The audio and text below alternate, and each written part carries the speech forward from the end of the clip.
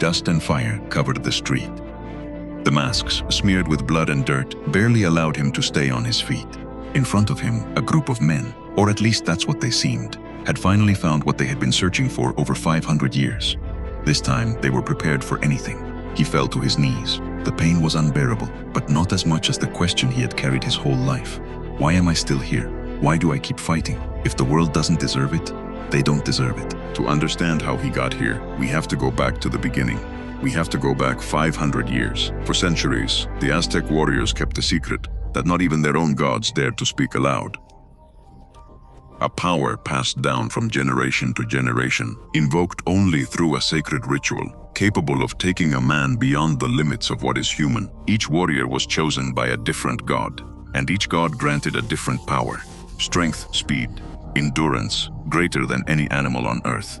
But not all the gods sought to protect. Some, the dark gods, also chose warriors, and that power in the wrong hands could destroy as much as it could save. Only one man could wear the most powerful mask of all.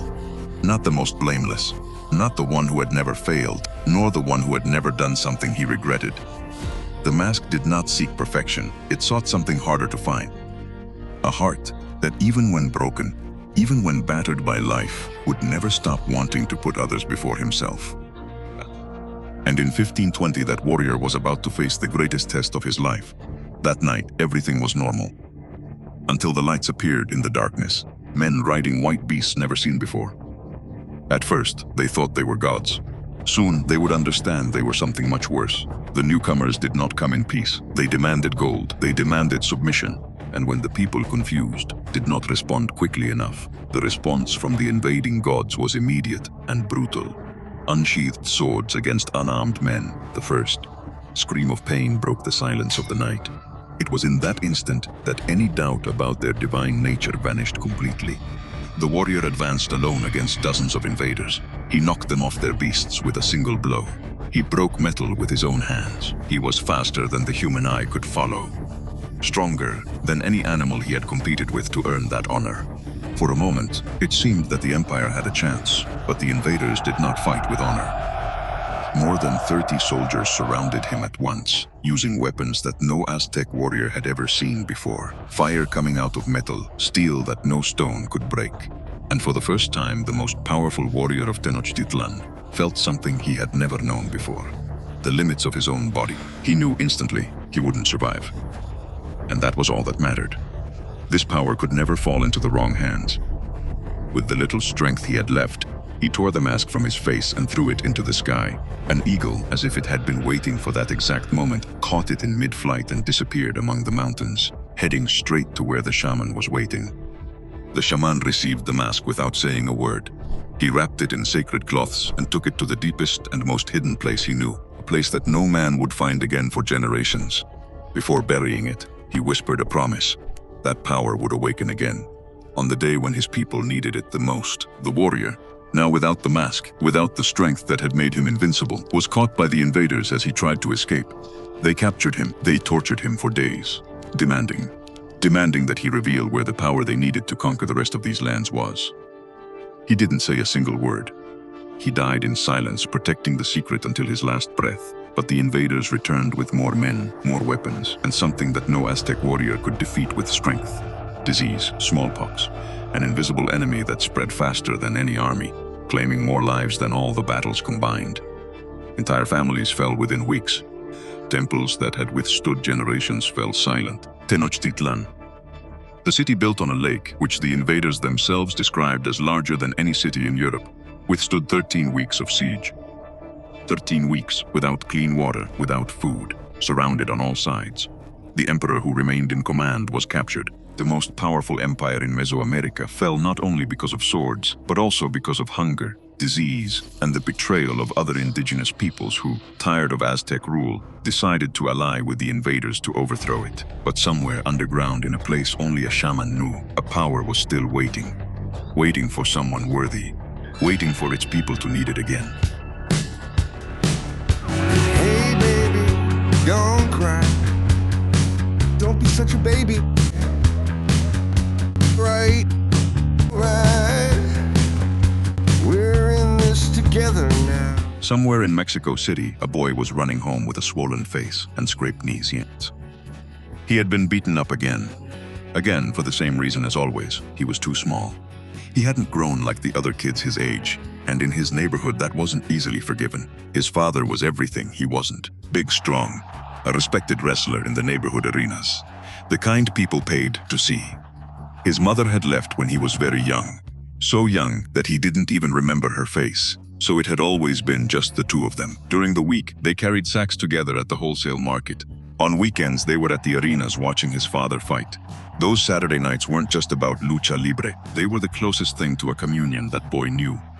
That afternoon, he came home beaten up again, and his father, as always, asked him why he had fought. They said he could never be a wrestler, that he was too small and shouldn't try. His father looked at him silently for a moment. Then he put an old tape in the VCR, one of those he kept like a treasure. There he was in his prime. El Diablo by his side, the legend of the arenas from the 80s and 90s. I even got in the ring against him, his father said with a smile the boy had never seen before. And believe me, son, you can be better than him if you really set your mind to it. You just have to believe in yourself. It doesn't matter if you're small or big. That has never mattered. The only thing that matters is that you believe you can. No one else can decide that for you, only you. So never stop doing what you want to do. Come on, let's go. Now let's wrestle. What neither of them knew was that this would be the last time they would talk like that. That night, a new fighter arrived. Other wrestlers had already warned his father. That guy didn't respect the rules of the ring. He enjoyed other people's pain more than a heel should. But the pay was good, more than usual. And his father needed that pay. He had been saving for months to start his own mask business, to finally get them out of that life of hauling sacks and counting contacts. He accepted the fight. The boy sitting in the front row, like every Saturday, couldn't stop smiling. For him, every one of his father's fights was like a series of heroes and villains, just like the ones he watched on TV after school, those 80s and 90s stories he loved so much, where the good guy always found a way to win in the end. This time it wasn't like that. The referee gave the signal. The lights fell on the ring, and from the very first second, something felt different. The new fighter didn't hit like the other heels from the neighborhood. He hit like someone who doesn't know any limits. The father held on, just like he always had. He returned every blow with the strength of someone who has a reason to win. A son sitting in the front row, a dream of getting him out of poverty. A whole life fought with fists in those arenas. But that night, strength wasn't enough. One punch, then another. The crowd, who seconds before had been shouting with excitement, fell silent. The boy, standing among the people, shouted a name that no one else could hear in the chaos. His father didn't get back up. There were no cheers that night. There was no show after that fight. Just a 13-year-old boy alone in the world for the first time, watching as they took his father away on a stretcher, while the lights in the ring stayed on as if nothing had happened. That night, the boy who wanted to be a wrestler stopped believing in heroes. No one came for him that night. He remained seated in the empty stands of the arena, with the noise of the crowd still echoing in his head, long after the lights went out and the last onlookers had left. Someone at some point took him home. Later, he wouldn't remember who it was. The days that followed became blurry for him. A box with his father's things, an old mask folded on the bed, a silence in the apartment that had never existed before. There wasn't much money for a funeral. There was just enough to say goodbye with some dignity among neighbors who gave what they could, because in that neighborhood, when someone fell, the others tried to support them. The others tried to help them stay on their feet a little. The boy didn't cry in front of anyone. In those days, he learned the first of many lessons that life would teach him the hard way. That pain where he grew up was not shown, it was carried. That was when he understood he was alone. No one came to claim him. There were no grandparents. There were no uncles. There was no blood relative willing to take on another child. The system, if you could even call it that, in that corner of the city, promised to help him. The help never really came, or it only came in part, or it came too late. And before he turned 14, the boy already knew what it was like to sleep wherever exhaustion caught up with him. A bench, a doorway, the threshold of someone else's door. The street doesn't forgive, but it teaches quickly. It taught the boy to always walk looking over his shoulder, not to trust anyone who smiled too soon, to keep quiet even when hunger was stronger than fear. He learned to steal just enough not to starve, and to strike back before someone hit him, because in that world, hesitating for even a second was costly. Over the years, the skinny small boy became a young man who no longer let anyone touch him without facing the consequences. But inside, he was still the same. the one who was left alone in an empty arena, the one who kept a mask in a shoebox and swore without telling anyone that one day he would step into a ring and be as great as his father once was. He never stopped believing in that. Not even when the whole world seemed determined to prove to him that it was a stupid idea. There was one night, a little before he turned 17, that the young man would never forget. Not because of what they did to him, but because of what he did himself. A man from the neighborhood, one of those who take advantage of people who have no one, offered him a job. He didn't ask what it was about. He didn't ask anything. He just accepted, because he hadn't eaten for 3 days, and by then his pride wasn't enough to keep him going. That night he did something he had sworn he would never do, and even though he never said it out loud, that was the exact moment he stopped believing he was a good person. After that night, there were others. Jobs that weren't questioned, favors that weren't explained. A small and dirty world that swallowed him little by little. He had no friends, only acquaintances who disappeared as quickly as they arrived. He had no one to talk to when the weight of everything became unbearable. So he learned to carry it alone, just as he had learned to carry everything else. He became good at something he never wanted to be good at. And at some point, without realizing it, the dream of stepping into a ring became something distant, almost shameful, like those things you keep deep inside because it hurts too much to remember them. But he never threw away his father's mask, not even once. In years of sleeping on the street, he never sold it, even though he could have gotten some money for it.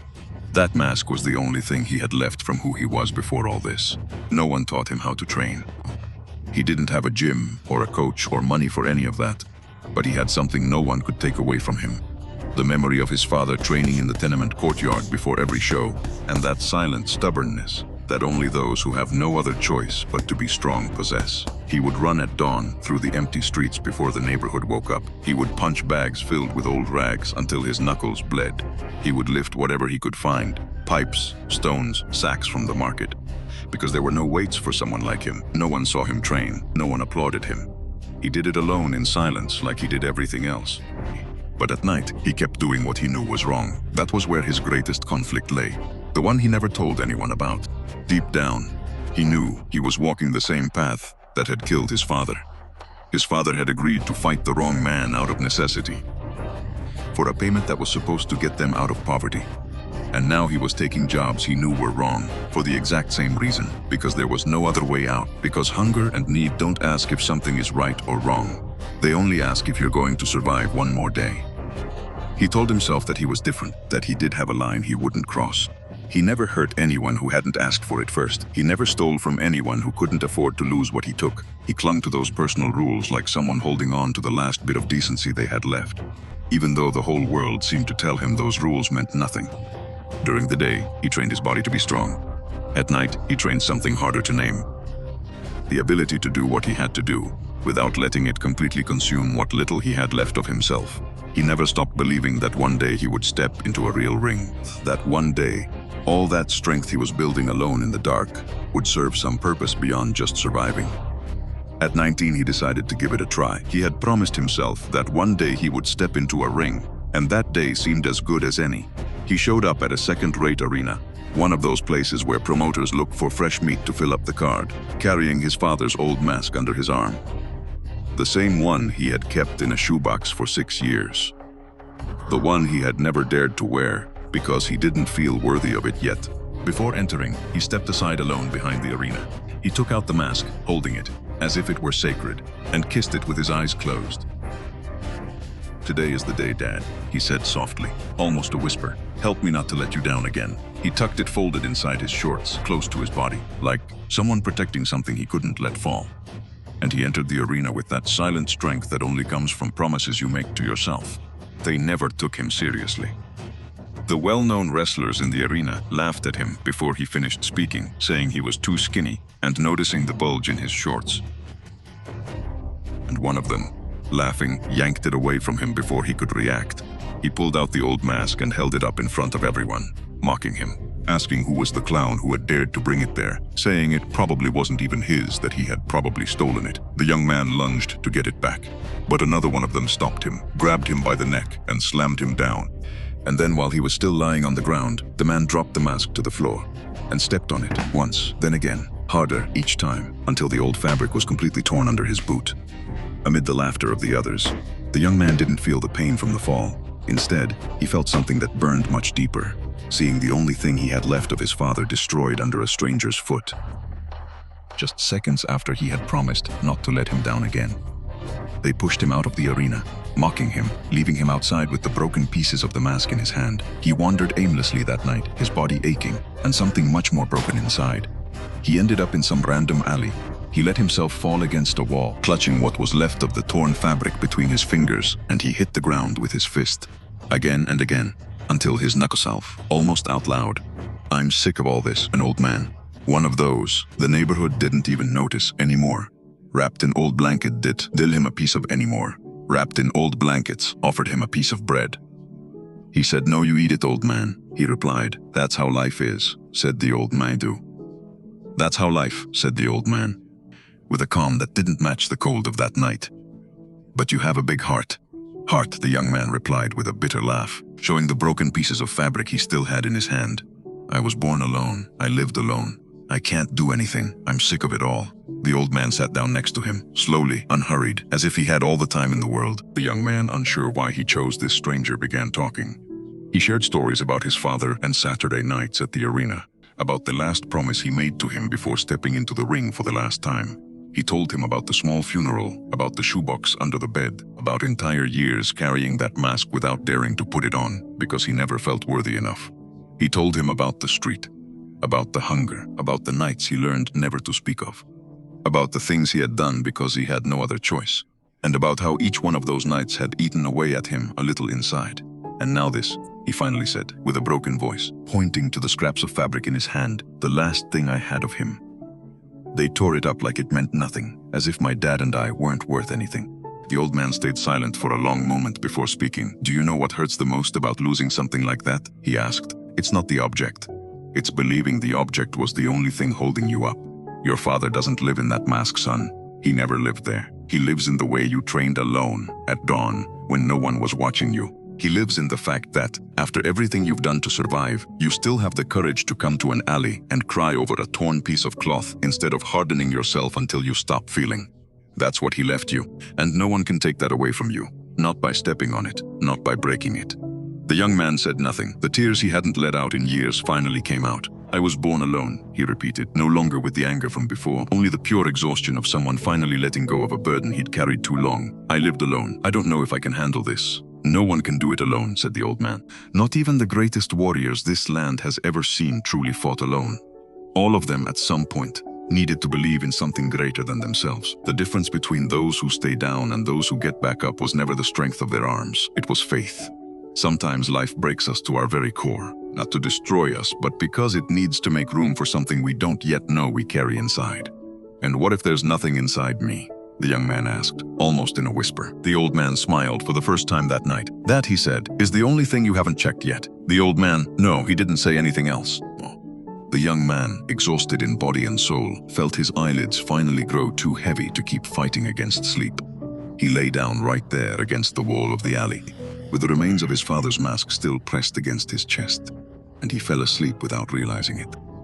He was awakened by a roar that came from nowhere and everywhere at once. The ground trembled with a force he had never felt before. The entire alley shook. The walls vibrated. Something nearby was collapsing amid screams and dust. He covered his head instinctively, expecting the world to come crashing down on him at any moment.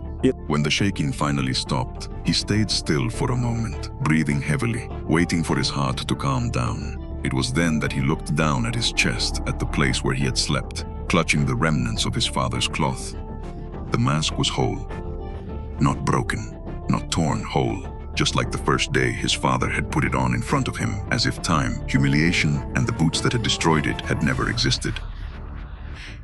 The young man turned it over in his hands, not understanding, looking for a seam, some sign that someone had mended it while he slept. He found nothing. It was quite simply impossible. He didn't have time to think about it any further. A few meters away, the ground had opened up completely. Part of the pavement had collapsed with the tremor, revealing the mouth of something that looked like a cavern sealed long ago. The old man was no longer by his side. He looked both ways down the alley, searching for him, but couldn't find him anywhere, as if the night itself had swallowed him up. He put away his father's mask and walked toward the hole in the ground, unsure what compelled him.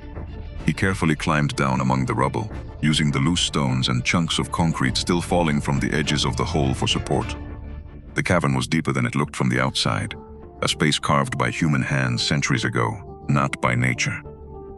The dust from the recent collapse floated in the air, barely illuminated by the light filtering in from above. On the walls, symbols he didn't recognize, carved into the stone with a care that only something sacred deserves. And in the center, on an altar covered in dust and time, a mask. It wasn't like any he had seen before. It didn't look like it was made for lucha libre or for any small local show. It had a different weight, a different presence, as if something inside it was still awake after 500 years of silence. The shaman, who had buried it there generations ago, had felt that this power would awaken again. The day his people needed neither of them, neither that ancient shaman nor the young man of today, would have ever imagined that this day would take the form of a broken boy without a family standing in front of an altar. The air down there felt different, heavier, as if the entire cavern was holding its breath, waiting for something.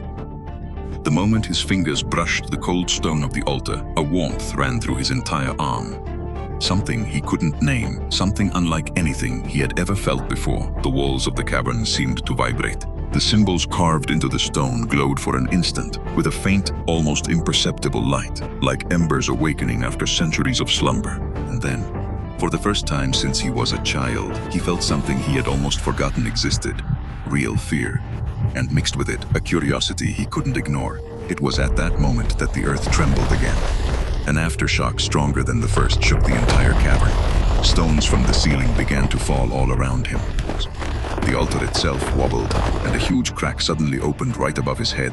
Dust and debris began to fill the air, and the opening through which he had descended was slowly closing with each passing second. Deal. He climbed among the falling debris, dodging stones the size of his head, with the ancient mask held against his chest along with his father's. While the entire cavern collapsed behind him, he reached the edge, just as the last section of the ceiling collapsed completely, sealing the entrance with tons of stone and earth. Authorities confirm that yesterday's earthquake revealed pre-Hispanic archaeological structures beneath the historic downtown. Specialists are already at the site, although the area remains cordoned off while investigations continue.